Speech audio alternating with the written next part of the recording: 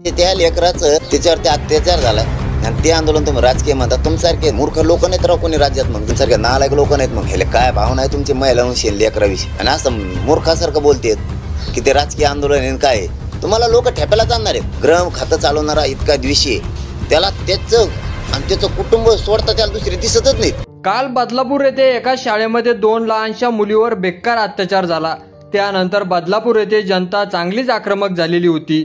या हरामीला फाशीची शिक्षा द्या आणि या शाळेवर पहिली कारवाई करा अशी जनता म्हणत होती. पण हे आंदोलन राजकीय पुरस्कृत असल्याचा आरोप राज्याचे मुख्यमंत्री एकनाथ शिंदे यांनी केला. ही सर्व घटना पाहून त्यानंतर जरांगे पाटील यांचा पारा सटकला आणि त्यांनी देवेंद्र फडणवीस आणि एकनाथ शिंदे यांचा खरपूस समाचार घेतलेला आहे. अरे तुम्ही सारे नालायक लोक आहात. एवढे कसे भावनाशील तुम्ही लोक आहात. एका छोट्या चिमुरडीवर बेकार अत्याचार आणि तुम्ही म्हणता की हे राजकीय आंदोलन आहे. अरे साल्यांनो तुम्हाला थेट पायाखाली घ्यायला पाहिजे.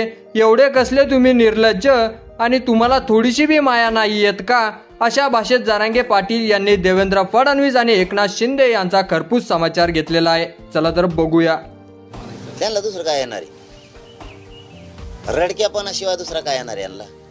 राजकीय आंदोलन म्हणजे त्या लेकराचं त्याच्यावरती अत्याचार झालाय आणि ते आंदोलन तुम्ही राजकीय म्हणतात. तुमच्यासारखे मूर्ख लोक नाहीत राव कोणी राज्यात. मग जर असं म्हणत असली तर म्हणलेत का नाही तुम्हाला माहित नाही. पण जर ते असं म्हणत असले हे राजकीय आंदोलन आहे त्या लेकरासाठी केलेलं बदलापूरच्या अत्याचार झालाय त्या मुलींवरती आणि त्यांच्यासाठी आंदोलन करणाऱ्या लोकांना जर तुम्ही राजकीय म्हणत असले तुमच्यासारखे नालायक लोक नाहीत. मग कुठं हे असल्या सत्यावर लाता मारायला पाहिजे यांनी स्वतःहून.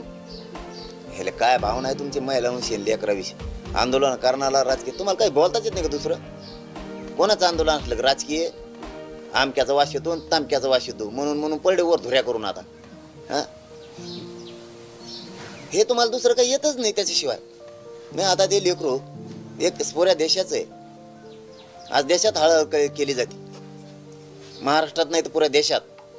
आणि असं मूर्खासारखं बोलतेत की ते राजकीय आंदोलन आहे. काय तुम्हाला लोक ठेप्याला जाणार आहेत. मायबाप जनतेला माझं म्हणणं हे यांना पाया घाल टाकाच यावेळेस. यांना सोडूच नका. यांना बी आपल्या डाव कळून देऊ नका. यांनी सगळे अडचणीत आणले. मराठी अडचणीत आणले, मुस्लिम अडचणीत आणले, दलित अडचणीत आणले, 12 बलुतेदार सामान्य ओबीसीयांनी अडचणीत आणला. यांना एकदा ना टाकाच यांना पायाखाली. यांना सोडायचंच नाही यावेळेस. लाठीचार्ज झाला त्या आंदोलकांवर महिलांवर. शेवटी आता काय द्वेषी माणूस. गृह खातं चालवणारा इतका द्वेषी त्याला त्याचं आणि त्याचं कुटुंब सोडता त्याला दुसरे दिसतच नाहीत. आणि दुसरे त्याला आपले वाटतच नाहीत कधीच.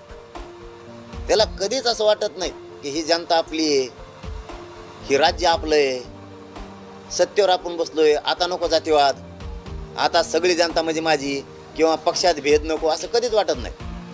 कशात बी द्वेष हाणायला लावणार लगेच. आंदोलकाला हाणायला लावणार पोलिसाला. अरे दिवस बदलत असतात भाऊ. तुम्ही बघितलं नाही. तुम्हालाच वाटत होतं याच्या आधी काँग्रेसची सत्ता बदलल का. आली भाजपाची. आता त्यांना जसं वाटत होतं तुम्हाला त्यांच्याबद्दल तसंच तुम्ही बी लय गर्वात नका जाऊ. अमरत्व घेऊन नाही आल्याल तुम्ही. बदल होत असतो आणि प्रत्येकाचे दिवस येत असतात. गृहमंत्री झालात, फोडाफोडी केलं म्हणून सरकार बनवलं म्हणून अमरत्व झालं समजू नका. जनतेच्या हातात पावर आहे, खाली टाकू शकते तुम्हाला आणि ह्यावेळेस टाकणारच आहेत. लाठीचार्ज करतात त्या बदलापूर सारख्या घटनेवरती आणि सरकार चालवायला निघाले. मनोज जरांगे पाटील यांच्या प्रतिक्रियेवर तुम्हाला काय वाटतं ते आपल्या कमेंट बॉक्समध्ये लिहायला अजिबात विसरू नका. आणि आपल्या चॅनलवर जर नवीन असाल तर चॅनलला सबस्क्राईब करा आणि व्हिडिओ जर आवडला असेल तर जास्तीत जास्त शेअर करा. धन्यवाद.